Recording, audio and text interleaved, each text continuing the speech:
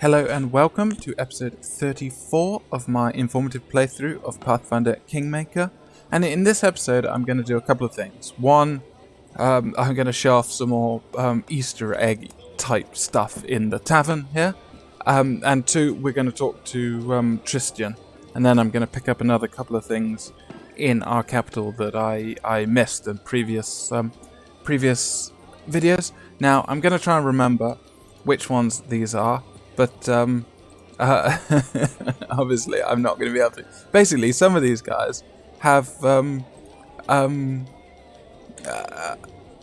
conversations which are not in keeping with the setting.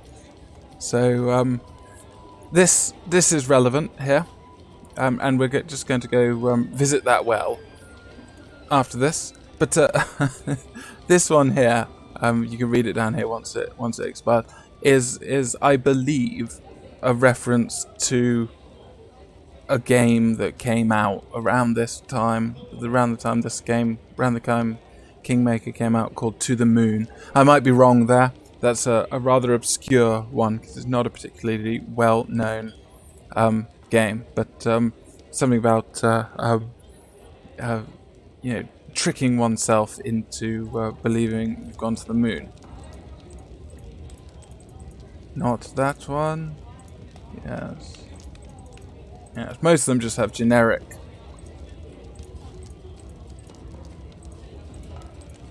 lines.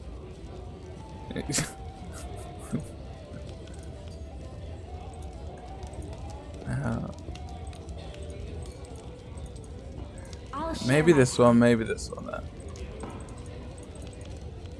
No. Okay, yeah, so, let me bring that one up.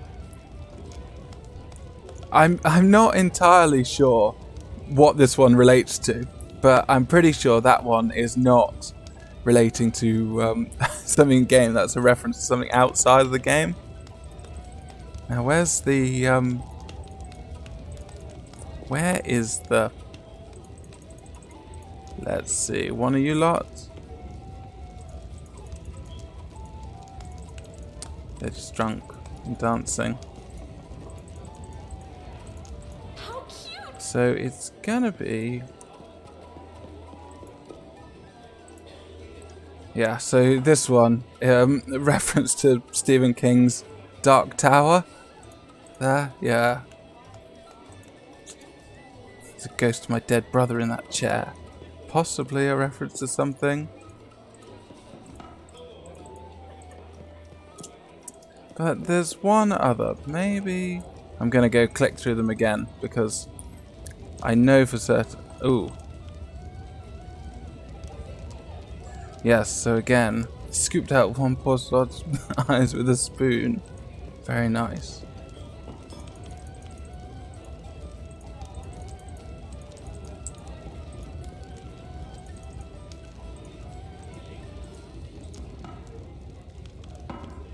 Yeah, so this was the one.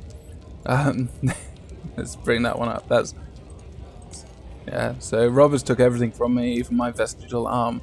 Not many people have been robbed by a treant and a talking raccoon, so I believe that is a reference to like Guardians of the Galaxy or something like that. Yeah, anyway, I just wanted to flick through them just to show that they do exist, and most people aren't going through clicking on everyone in the tavern, so might well miss those tiny little references.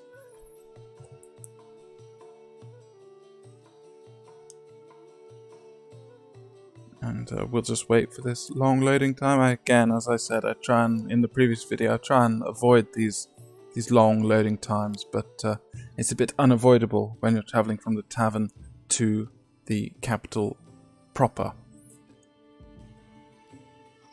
So, first of all, Tristian's there, but we'll come back because I'm going to do this other bit first. So, up here,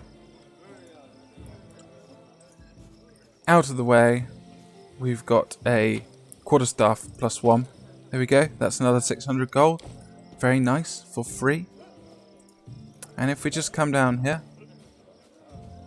if you remember the story about the gold under the well, we can just have a little look at this well here, which will simply say at the moment, although it may well come up later, well looks ordinary, and yet when you approach it, you feel a strange tingling in your temples. So there's nothing we can do with that at the moment, but it's worth bearing in mind that we visited it at this point because it'll come up later.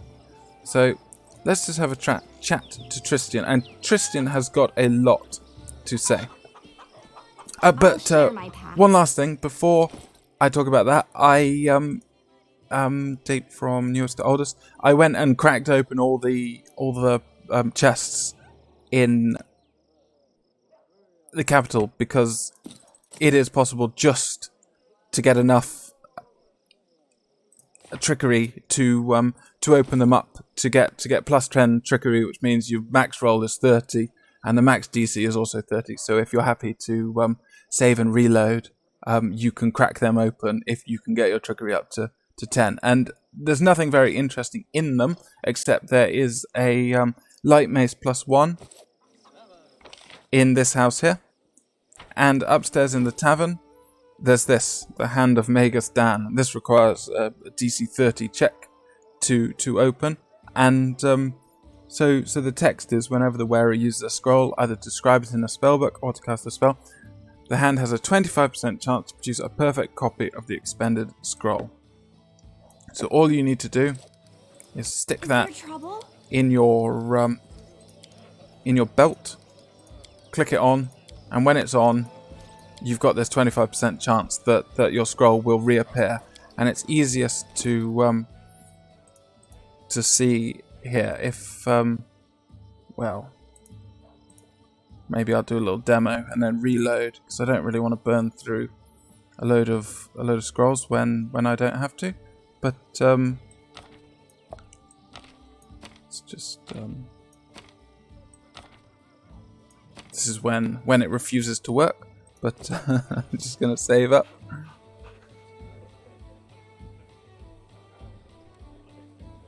So we've got our hand active there.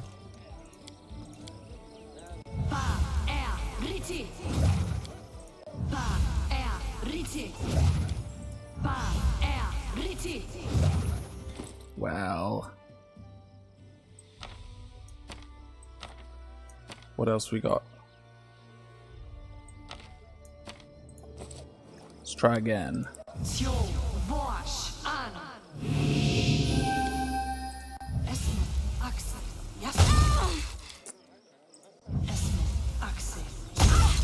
Well, we've not been very lucky so far, but then it is only a 25% chance, and these things never work when you try and film them. You notice a little glitch there. There we go. Finally, I cast shield on myself and the scroll doesn't disappear. So you could be more lucky and have it happen multiple times in a row, or it could take quite a few. But I don't know if you noticed the little glitch there, that you get a little shadow copy of yourself when you cast a spell on yourself that doesn't have a range of personal. Anyway, I'm going to reload because that took quite a few scrolls to demonstrate. When I tested it out, it worked first and second time. So yeah, but never works when you're trying to film. But it's just, I mean, in essence, it means every 4 scrolls is actually 5, and it's a shame that we don't have a scroll savant in our party. But say in Wrath of the Righteous, Nenio, scroll savant NPC, she could make really good use of that if we could get it to her. Anyway, let's chat to Tristian. So, yes, he refers to himself as the chosen of the great Saren Ray. And there's quite a bit of dialogue here. He's got a lot to say. Anyway, tell us about yourself, Tristian. Wouldn't know where to begin. And so he's from Kelesh, which is to the east of here. So the continent of Kazmaron. We know, I don't know how you pronounce it, Kadira, where Kaliki and Kanara are from is on the western edge of the Padishah Empire, but it takes up a large proportion of the continent just to the east, which abuts onto our continent here. So you don't strike me as a Kelishite, and he came to Kelesh from afar, but he never knew his parents, and they were separated when he was very young, and he was raised by the followers of Sarenrae in Kelesh, but he seems to have picked up a name from them, and of course his appearance. And his home was in these Keleshite temple of Sarenrae. Anyway, do you enjoy traveling, Tristian? Oh yes, excited. He's when he set foot outside the temple, he just caught the travel bug, I suppose. It's much more exciting out here, and only by visiting. He's a experientialist. He believes that it's best to encounter things and experience things in order to understand them, rather than simply to study them from afar. But doesn't being outside the temple make you uncomfortable? No. And one finds even more find other ways to serve Sarenrae. So there's no need to be in the temple to actually be a cleric. And this is another name for Sarenrae. I'm like Tristian was when we first met him. Can't stop saying Sarenrae. Yes. So yes, the goddess of forgiveness and light, which is why Tristian has access to, or why he's got domains that give him access to fire spells. Yes. So. And Sarenrae is a very popular goddess. So, do you know where you're going next? My thoughts were far from it. My mission here is not yet done. Why do you ask? Do you wish me to leave your lands? And Tristian is a romanceable character. I might have said that before, but we get these options to start or continue that romance. But I think we're going to pick number 2. Comrade in arms, trust you completely. And he's very pleased about that display of faith. So let's discuss something else. So, Tristian, what can you tell us of Sarenrae? The goddess of temperance and patience, compassion, mercy, forgiveness. So what's the history here? And we can basically sit in for a history lesson. How did Sarenrae come to be? And she's one of Galarian's oldest deities. She was an angel, and due to her performance in battle, she was rewarded with divinity. Who was she an angel of? Well, a little bit about her appearance: bronze skin, flame hair, sort of like golden, like really golden, like the color of gold, rather than say golden blonde. So what was this act of valor of Sarenrae? Because this big battle, and this is cool. I like this story. This is the battle against Rovagug, the devourer, the destroyer, the god who wants to do nothing but gobble up everything that exists and see it destroyed.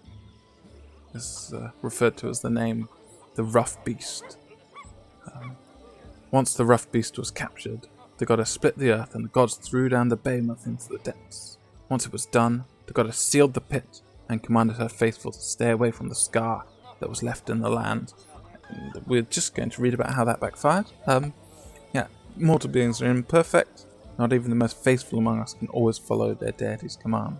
It's a matter of doing the exact opposite of what you're told to do. So this is reference to Gourmas, which I won't talk this through because Tristian's going to talk us through the history of Gourmas.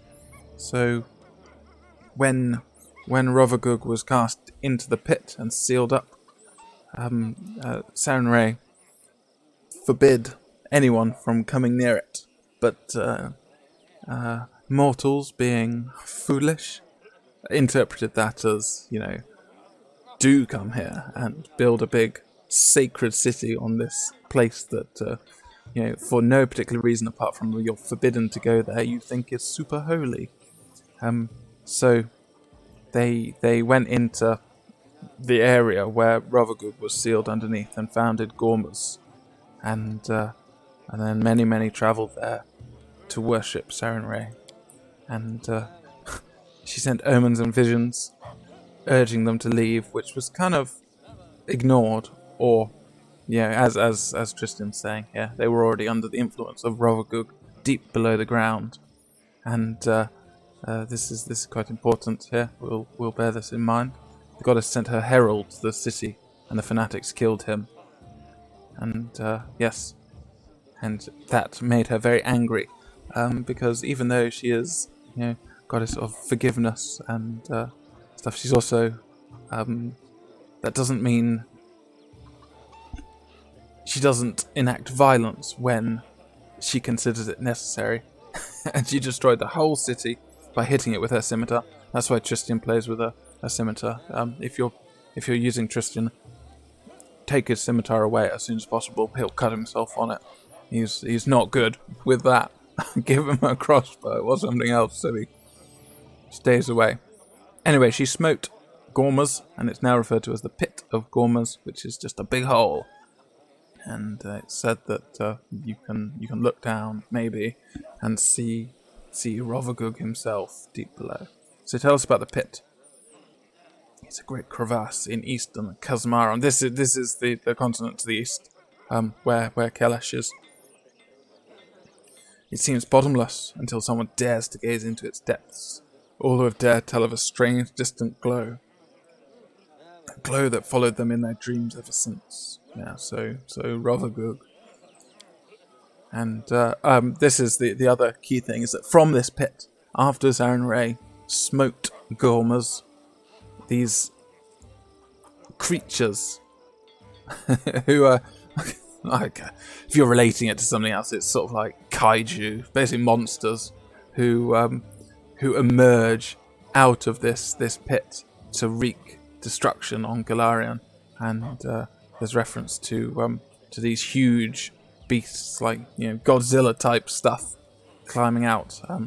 Ulunat towers above the capital of Oziron. This is modelled on ancient Egypt, like Osiris. Oziron, a part of the Keleshite Empire now, but very old civilization. It says one of the first after the Earthfall. So yeah, and Tarask, which is a name you might recognise from Dungeons and Dragons as a sort of dinosaur-like thing, who was this beast was too much for anyone to defeat, and it was simply sealed below on the continent of Avistan, which I believe is where we are right now. Yeah. So yes. Anyway, considering Sarenrae is meant to be a really good and peaceful, forgiving goddess, have wars ever been waged in Sarenrae's name? Yes. So this is a reference to Radum, which, if you consider us here, and you travel in that direction, and you've got Pitax here and Absalom here, then the inner sea, I can't remember its name, is there, and it's got an entrance like the Mediterranean, and Rahadum is on, I guess, where Morocco would be if we were using that sort of analogy. And there was a big argument between the followers of Nethys, Norgorber, and Sarenrae. Nethys, the two-faced god of magic, destruction, and creation, utterly mad, and Norgorber, who it references here as the only evil god among the Ascended. That means he went in, touched the Starstone in Absalom. I might be mispronouncing the name there because I haven't checked a map recently, but he was mortal, and he ascended through the test of the Starstone, like Iomide, I believe. Kaiden, the drunk one. You know, there's a few of them who touched the Starstone and ascended. And Rahadoum now forbids religion entirely as a result of this. So thanks, followers of Sarenrae and others. The Oath Wars, and yeah. Enough. I want to ask about something else. What are the teachings of Sarenrae? She sounds nice. Solar Flame Goddess is the light of salvation. You can see his eyes lighting up as he's doing this little speech. It's very different to Harem's discussion of Gorum. Not Grotus. Gorum, that's god of battle. That's what Amiri shouts out all the time. She teaches us mercy and forgiveness for as long as they may be useful to a soul's salvation. You make it sound like the followers of Sarenrae will try and find good even in a bandit with a knife to their throat. Do not mistake compassion for weakness. One hand of Sarenrae is shrouded in healing light, the other holds a scimitar. Following their goddess, the priests learn to wield weapons starting in childhood, and they do not hesitate to use it if a dispute cannot be settled peacefully. So this is it. Her compassion is not infinite. She gives second chances, but she doesn't give infinite chances. So, Tristian, are there any undeserving of mercy? This is I guess worth paying attention to. There's foreshadowing in Tristian's conversations here, which I draw attention to without revealing what it actually means. But you can sort of see that he's obviously, contemplating something here. Tristian blindly gazes past you into the distance for several moments. When he speaks again, his voice is quiet, reflective, as if echoing his thoughts. Undeserving of mercy? Would even Sarenrae find the compassion to... Tristian shudders, as if awakening from a trance.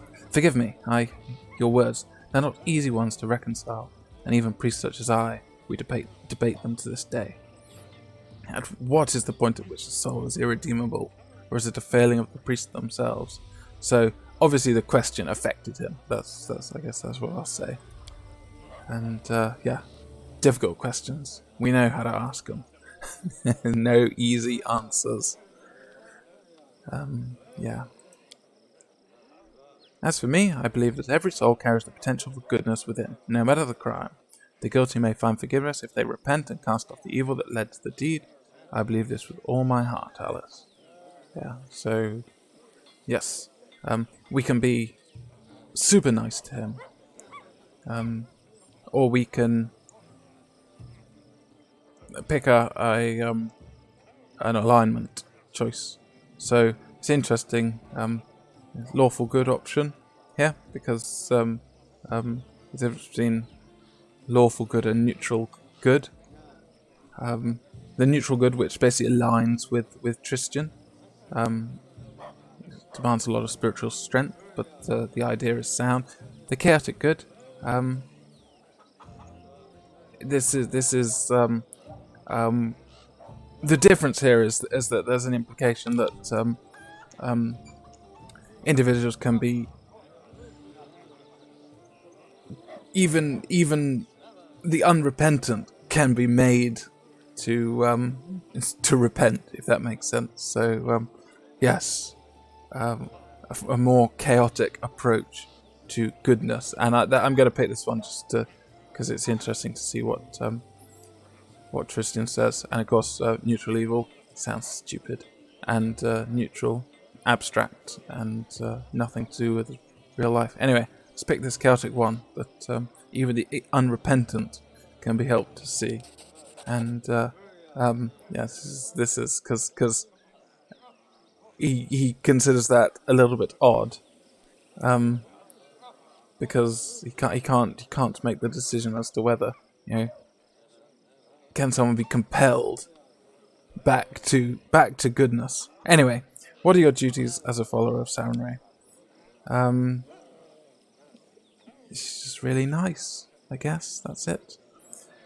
emanates warmth and heeds the call of those in need, aids the suffering in body and spirit throughout Galarian. And everyone gets helped if they ask for it. Misfortune deserves compassion, of any social status, of any previous crimes. Yes, and this is we have no right to withhold mercy from the truly repentant. Anyway, something else. How do you worship Serenray?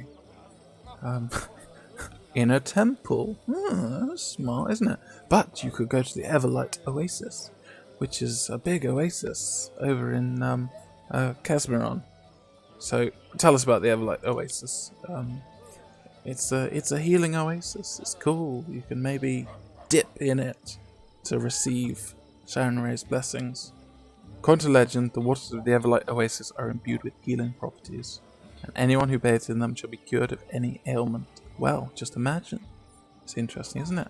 Anyway, what are the Temple of Serenray like, Tristian? Often open to the sky, let the sunlight in, warmth. Yeah, just really nice, just light and heat, and some reference to this intricate array of mirrors as an ingenious device to direct sunlight onto the altar, hopefully without concentrating it so much that everything bursts into flames. Anyway, what's this sun-wrought festival that you mentioned? It's on the summer solstice, unsurprisingly, I guess. And prayers reach Serenray the easiest on the longest day. And Kalash blooms with colour. And there's singing and dancing. And hopefully, according to Tristian, hopefully this will come here too. Wow, sounds fine, doesn't it, Tristian? So we can basically say that Serenray seems pretty worthless. That seems a bit rude, actually. And Alice, though she, frequently acts on a whim, is not going to be very rude. So there's a couple more options here. We kind of want to know how he got here. We know a bit about that because he was at the Temple of the Elk. There was something to do with, an issue. Obviously the temple was corrupted. So, but this is just a bit more about this. So I've tried to remember to repeat this over and over again, and draw attention to it. But these lands are cursed, and the curses are growing stronger. There's and in the kingdom management table, you're doing curse research. Like, they are the overarching theme here, and they're growing stronger as if something is granting them power. So what's going on? Anyway, what curse are you talking about? We're going to play the idiot. Are you stupid, Alice? No, we're not. But every word uttered in the heat of an argument turns into prophecy, just waiting to fulfill itself. The land itself is seething with curses so ancient, their origins are impossible to trace. I like that, the idea that there's a region where if someone says something in anger, like somebody curses someone, like, damn you, it actually happens. And reference to the Temple of Erastil. How come? How did that happen? How did it get like that? And and he was saved by Jod. So yes, saved by Jod telling us to go there, and then we saved him before he was eaten by a bear like Treant. You've come a great distance indeed. Mm-hmm. But so basically he's a wanderer. He didn't come here directly from Kelesh, and he wasn't particularly curious about this area when he was in Kelesh. This has happened more recently. So why did Jod see you in his premonition? Essentially because Erastil and Serenray have a cordial relationship as good aligned deities, and Erastil has a much larger presence in the Stolen Lands, in the River Kingdoms in general, and so Tristian implies that Serenray asked Erastil to intercede with Jod. And yes, so finally you spent much time here. What do you think the future holds for these lands? Yeah, he doesn't like them. They're cruel, and I'd agree. They're boggy. They're filled with boggards and trolls and bandits. You know, even the nice areas aren't very nice. But the people here are resolute and true to themselves. I admire their strength. But he wants to know the answers to the curse, as do I. As do maybe you watching along. Anyway,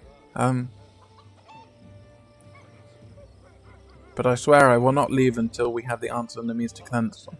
You must forgive me for not swearing on Sarenrae's name, but as late I have troubled the goddess too much as it is. I would better serve her through action, not prayer. Slightly odd line, but let's just leave it at that for now. And finally, you called yourself the Chosen of Sarenrae. What did you mean by that? Sorry, that was a mere jest. Other alkalis at my temple used to tease me with that title. This should tell you how pious and devoted I was compared to them. And yet my faith is strong. Sarenrae knows this and protects me in times of great peril. If something ever threatens my life, by her divine powers, I'm transported to a safe location. So, like Lindsay, if something kills Tristian, he doesn't die. He's teleported away. And this is you get the impression that he's dodging the question, if that makes sense. Anyway, I should go. My pleasure, Tristian. So, dangers don't frighten me. That's it for this video. That's basically that another considerable chunk of dialogue and looking at the in the tavern. Like took me a little while to click through them, but I thought it would be worth doing it, even if it was just like random clicking. Anyway, in the next video, we've actually got some time to kill. If we look here, 17 days. We've got time here, but we've got about 24 hours before Keston comes to us with an issue, which I'm going to have to come up with some way to kill, and we might just end up skipping that time, or we might go for a little wander. Unfortunately, there's nowhere we can get to that's worth visiting in that time, so it might just be a case of opening up some paths. Anyway, see you in the next video.